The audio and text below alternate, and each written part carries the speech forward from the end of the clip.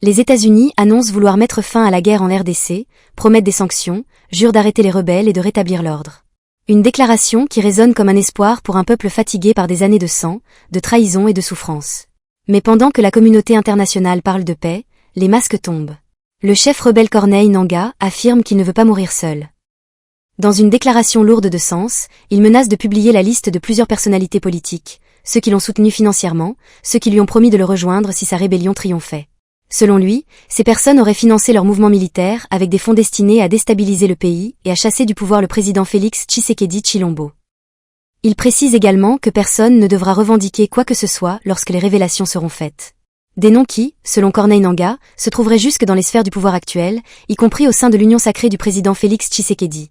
Députés, ministres, sénateurs, mandataires publics, conseillers du chef de l'État ainsi que des responsables de partis politiques, y compris du parti présidentiel, qui soutenait la rébellion. Toujours d'après les déclarations de Corneille Nangaa, l'AFC M23 comptait 3 catégories de membres. Ceux qui étaient au front, ceux qui se trouvaient au sein des institutions, au pouvoir, et ceux qui apportaient leur soutien depuis l'extérieur. La panique se serait installée dans certains états-majors. L'heure de la dénonciation aurait-elle sonné? Si ces révélations venaient à être confirmées, ce ne serait pas seulement un scandale politique. Ce serait une trahison nationale. Car pendant que le peuple congolais enterre ses morts, certains auraient joué double jeu.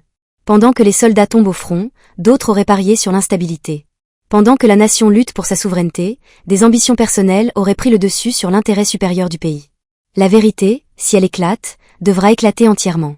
La République démocratique du Congo mérite mieux que des alliances opportunistes et des calculs de pouvoir.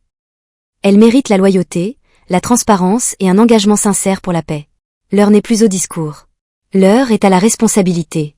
Car l'histoire retiendra les patriotes et les traîtres. Félix Tshisekedi doit ouvrir les yeux sur les prochaines nominations. Il est important de savoir qui nommer et qui mettre dans son sillage. Doit-on continuer à accepter que les gens prennent tout le temps les armes pour accéder au pouvoir? Notre constitution doit être changée et interdire définitivement la rébellion.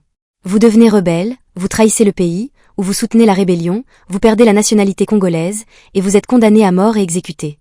Les gens réfléchiront 1000 fois avant de prendre des armes.